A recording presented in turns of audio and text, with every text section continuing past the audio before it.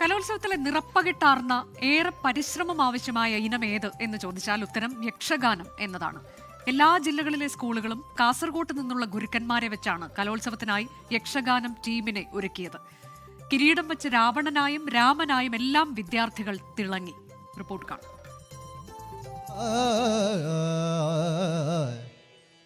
ಅಂಬರುಹದಳನೇತ್ರೆ ಶ್ರೀಗಿ ದುರ್ಗಾಂಬಿಕೆಯ ಬಲಗೊಂಡು ಭಕ್ತಿಯೊಳು ಅಂಬಿಕಾ ಸುತ ವಿಘ್ನರಾಜನ ಪಿರಿದು ಸಂಸ್ತುತಿಸಿ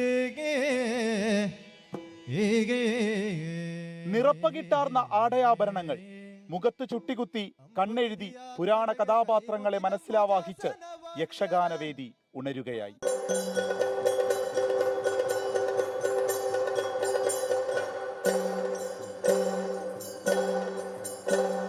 കന്നഡയാണ് യക്ഷഗാനത്തിന്റെ ഭാഷ. മഹാഭാരതവും രാമായണവും പ്രധാന കഥാതന്തു. രാമനും ലക്ഷ്മണനും അർജുനനും കൃഷ്ണനുമെല്ലാം വേദികളിൽ നിറഞ്ഞാടി.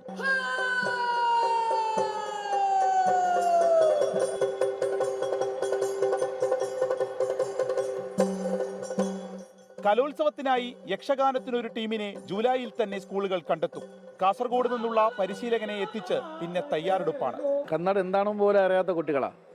അപ്പോൾ ആ കന്നഡ മലയാളത്തിൽ എഴുതി അത് ബൈഹാർട്ട് ചെയ്ത് പിന്നെ അത് പ്രസൻറ്റ് ചെയ്യും. കന്നഡത്തിൻ്റെ ആ പ്രൊനൗൺസിയേഷൻ രീതിയുണ്ട് യക്ഷഗാനത്തിൽ. നമ്മൾ നോർമൽ സംസാരിക്കുന്നതും യക്ഷഗാനത്തിൻ്റെ ഡയലോഗും പറയുന്നത് ഒരുപാട് വ്യത്യാസമാണ്. സ്ട്രെയിൻ എന്ന് പറയുന്ന ഒരു ലാംഗ്വേജാണ്. ഇപ്പോൾ നമ്മുടെ കോഴിക്കോട് മലപ്പുറം അതിനേക്കാളും ടഫാണ് മലയാളം. അപ്പോൾ ആ കന്നഡ പഠിക്കാൻ വേണ്ടി കുറച്ച് ബുദ്ധിമുട്ടാവും.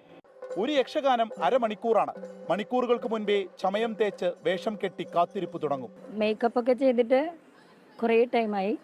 അപ്പോൾ ഇത് അടുത്തത് കളിക്കാൻ വേണ്ടിയിട്ട് വെയിറ്റ് ചെയ്തേക്കുക. സ്റ്റേജിൽ കയറിയാൽ പിന്നെ കന്നഡക്കാർ വരെ തോൽക്കുന്ന പ്രകടനം നമ്മുടെ പിള്ളേർ കാഴ്ചവെക്കും.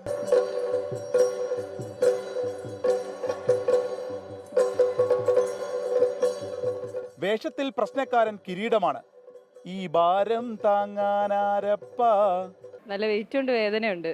കലോത്സവ നഗരിയിൽ നിന്ന് ടീം 24.